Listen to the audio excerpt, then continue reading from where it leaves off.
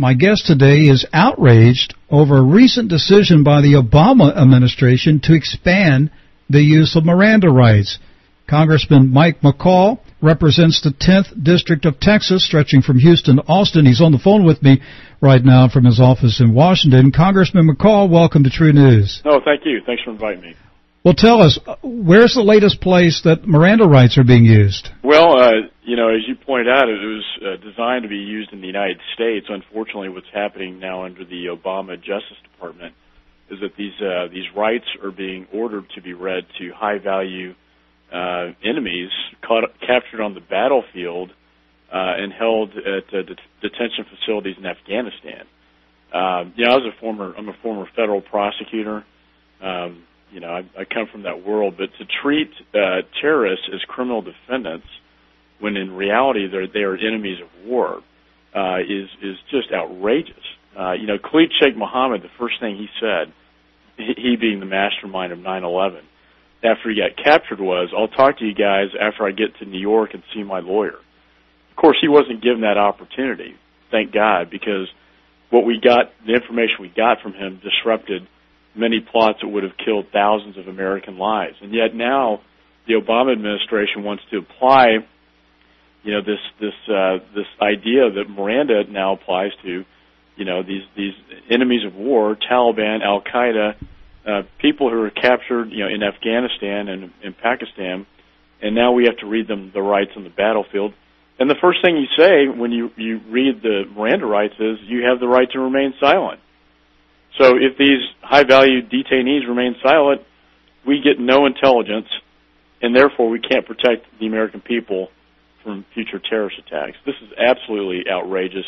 It's not only outrageous, Congressman, it's not only is it outrageous, it's insane. It's like this isn't real. This is so bizarre, it's not real. It's fantasy world. To apply Miranda to overseas high-value targets, terrorists, that's not the intent of the Supreme Court in their decision. The Miranda case. Again, I was a federal prosecutor. That's to apply to people you apprehend in the United States because they have constitutional rights in the United States. To apply constitutional rights to a terrorist in Afghanistan really just defies the Supreme Court's logic, defies our Constitution, and defies really common sense, and puts us at risk from a national security standpoint.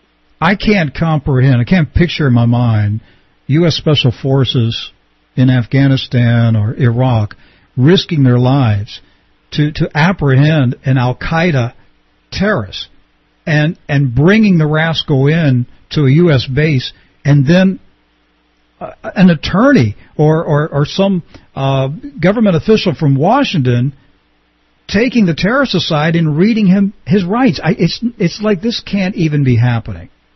And it's actually one of the most outrageous things I've seen come out of this administration. I've seen quite a bit, but this one, someone who has a national security background is putting, not only our soldiers at risk over there, but really putting us at grave risk here, because the only way you're going to get good intelligence is from, the only way you can get inside their head is to have them talk and give information. And if we can't get that information, we have no intelligence to protect Americans. And that's what this policy is going to prevent. You have foreign fighters targeting U.S. troops today who go from other countries into Afghanistan to kill Americans. We capture them, then we're reading them their rights. The first thing that we say is you have the right to remain silent. And then you have the Red Cross there saying, please talk to your attorney. You have the right to remain silent as well. So you have special forces there capturing very evil people who are trying to kill them. And then you got an FBI agent there who's saying, well, hold on a minute. Hold on. You can't respond in kind and defend yourself. Let me go ahead and read this terrorist their Miranda rights. I am so outraged by this policy, and this has to change. Well, Congressman, is the policy the product of the political correctness of the loony left, or is it a deliberate policy to make sure terrorists aren't talking? I think what we're seeing is a return to what happened during the Clinton years. In 1993, the World Trade Center bombers, we had the African embassies bombed in Africa, we had the USS Cole, and each of those cases, they were treated not as enemies of war or as terrorists as they are, but rather as criminal defendants. And what you're seeing is, I mean, because you got some of the same old people coming back into the executive branch now, into the administration, is a return to the old policies of the past where, you know what, we're not even going to call this a war on terror anymore. And what we're going to call, how we're going to deal with these people, these terrorists who threaten Americans and our soldiers, we're going to deal with them as criminal defendants and no longer as enemies captured on the battlefield. I've talked to a lot of members of our military. I was talking to them last night at a dinner, and they are so outraged by this policy to have an FBI agent, you know, over there with them to read Miranda rights. And they really don't. It's an insult to our fighting forces overseas.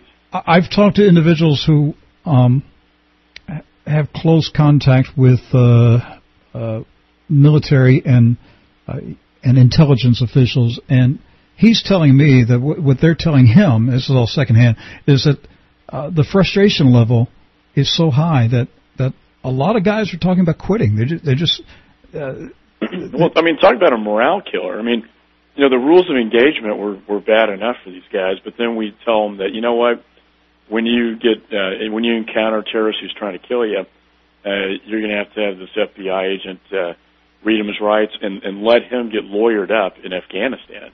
I mean, it's just, I mean, again, I was a federal prosecutor. You capture a suspect here, you read their rights, they're a criminal defendant. But this was never envisioned to apply overseas in a time of war, you know, in a country, you know, like Afghanistan. Our focus should be on preventing the next attack, not giving radical jihadists a new tactic to resist interrogation by luring up, and that's what they're doing. And in essence, when you boil down, the Obama administration is enabling the terrorists. Can you imagine World War II, General MacArthur being told, "Wait a minute, General, the FBI has to come in and read the rights to these Japanese war criminals," or Patton being told, "Wait a minute, General, you know, these Nazis, they've not been given their rights." I mean, Patton would have shot him for saying that kind of stuff. Well, I think Patton would have probably shot anybody that stood in his way that would stand in the way of conducting, you know, the business of war. I mean, the business of war is very different from the business of prosecution, and that's the crux of this problem is they're treating these cases like prosecutions rather than as a time of war. This administration won't refer to what's going on now as a war on terror. They're taking that out of the vernacular, but rather, you know, treating them as criminal defendants, you know, primed for to get lawyered up and looking at it more of a prosecution. I think it's an insult to our fighting forces. They should be conducting war, as you know. That's why we sent them over there. That's why the Congress sent them and provided money for them to do this. And we ought to let them do their job and not let lawyers get between our fighting men and women over there and the terrorists. Well, what do you expect from a president who bows before the king of Saudi Arabia? Or, you know, gives a high five to Hugo Chavez in Venezuela. Yeah. Congressman, we got a commie in the White House. It's a pattern that is very disturbing to me of embracing Ahmadinejad, one of the the biggest threats to Israel and the United States, of embracing Hugo Chavez in Venezuela, who's aligned with Iran, and opening arms to Russia, all of our enemies. And now, to require, American soldiers to let the FBI, get between them and the terrorists to advise them they can remain silent. How are we going to get any intelligence now overseas when we capture terrorists? That's the point. That's the point of this policy. They don't want us to get that intel. I'm telling you, Obama is an enemy of this nation. This man is an enemy. Well, his policies are certainly looking that way, and they are not. Again, this policy undermines everything we're trying to do over there. It undermines what I still call the war on terror, and it completely undermines our efforts to gather good intelligence to protect American lives. Again, Khalid Sheikh Mohammed, the first thing he said was, "I'll talk to you after I talk to my lawyer in New York." Well, thank God we didn't give him that opportunity. And instead, they sat down with him, and they got good information that protected thousands of American lives. And we're not going to get that kind of intelligence now because of the Obama administration and his Justice Department and this new policy that they've issued to apply constitutional criminal defendant right to terrorists captured overseas. What I would like to happen, Congressman, is that a unit of our military would apprehend the actual birth certificate of Obama and his Indonesian passport, and then go over to the White House and read him his Miranda rights. Well, isn't that interesting? That's under seal in Hawaii. Why are we keeping that a secret? I mean, either you have a birth certificate or you don't, but to put it under seal and hide it from the American people. I mean, this president who talks about transparency and accountability and all this, well, if you ask me tomorrow or today, I could present to you my birth certificate. Not an issue. Well, I was going to ask you, if I moved to the 10th Congressional District of Texas and announced my candidacy against you, and then I drove from Houston to Austin and told everybody that Mike McCaul is not an American citizen and he can't prove it, what would you do? Well, hopefully you're not going to do that. But if you did, I would be more than happy to pull it out. You'd give me your birth certificate and tell me to shut up, right? It's like, you have a driver's license? No, I do. Here it is. I have a birth certificate. And the idea of putting this under seal and what are we trying to hide here?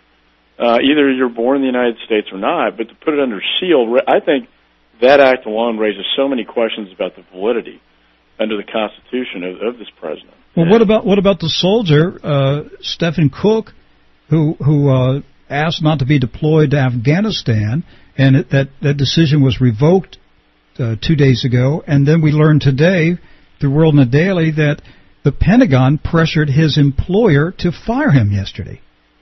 Yeah, it's this is Alice in Wonderland now, and everything's turned upside down. And all they can do is go back and look at, okay, how can we now prosecute intelligence officers for a job well done protecting American lives, and how can we go back and prosecute anybody who had anything to do with fighting the terrorists? This is absolutely insane. And you know what? Our enemies see that, and they see it as a sign of weakness.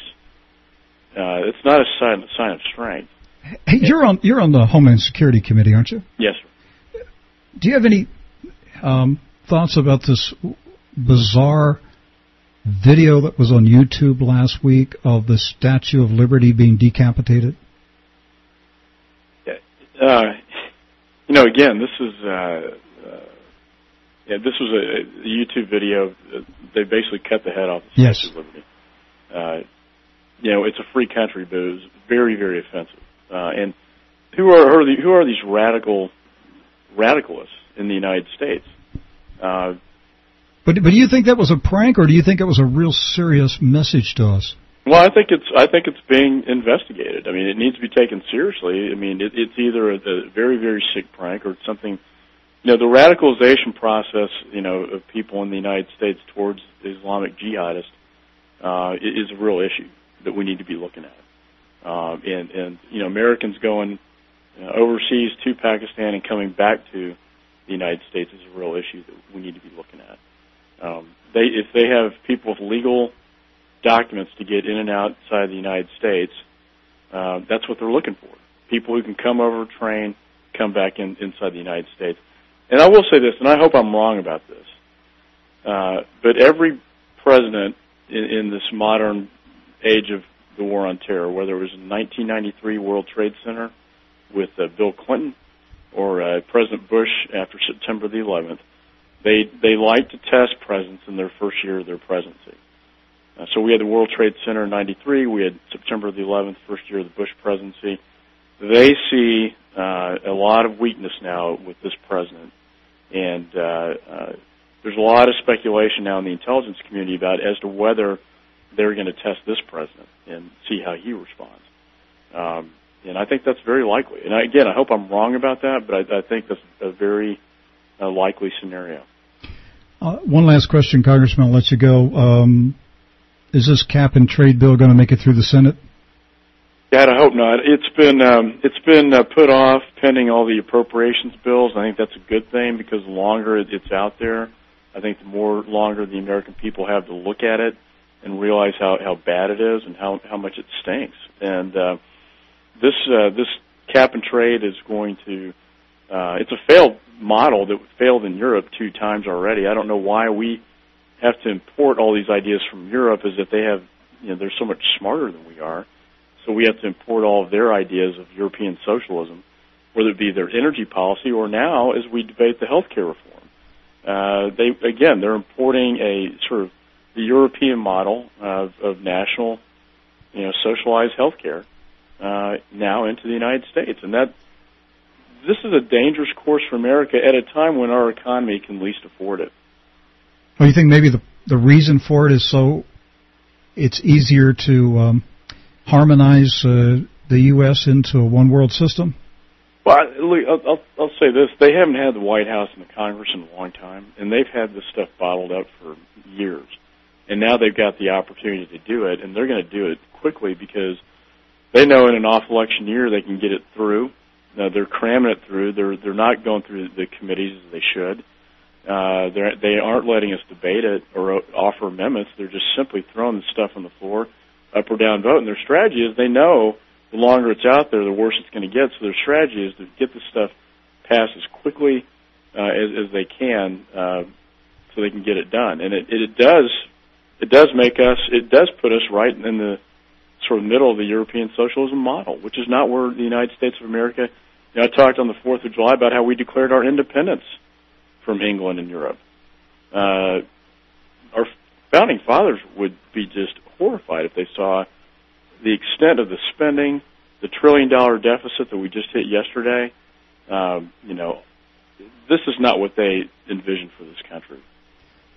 Congressman, I live here in West Palm Beach. We're surrounded by congressmen like Wexler and Hastings, and it don't get much better than that. I'm sorry. I know. I got to move back to Texas. But do your colleagues know the depth of the anger and fury and rage that is building in the American people? I think so, and I'll tell you. Personally, when I went back home and went to these tea parties, I voted against the bailout and the stimulus and all this ridiculous spending. I had a very warm reception. Other members who didn't vote that way, or members who voted for cap and trade, did not have a warm reception going home, and they were met by the angry mob.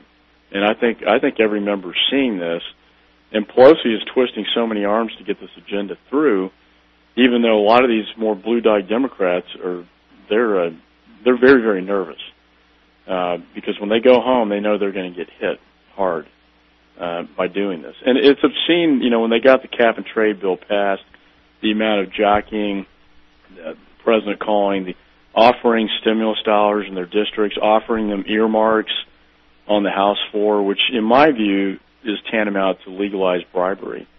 And that's how they got the votes to pass it, including a couple of Republicans, which, infuriated us. That's right, about 7 or 8 of them. Yeah, right. And so I think, and as we go home to our August break, they pass this health care bill. I think we all go home to the angry mob. And, the question is, who's the angry mob going to support and who are they not? I think the people who voted for the bailout and for the stimulus and for cap and trade and this, nationalized health care, government-run health care program are going to have some explaining to do. I think they better be worried that the angry mob isn't going to wait until the election to take out their fury. They better be looking out their window for a mob of people with pitchforks and torches. People are angry, Congressman. Yeah. They're furious. I mean, this is not just politics. Our country is being taken from us. And I think people are finally waking up. I think the charm and charisma of this president it overshadows the policy. And when you look at the policies versus the rhetoric and the charm and the charisma, I think he's very popular because he's a very likable guy. But when you look at his policies don't poll very well. Yeah, snake charmers have charm too. I'm going to let you go, Congressman. Thank you so much. Congressman Mike McCaul, 10th District of Texas. Thank you, sir.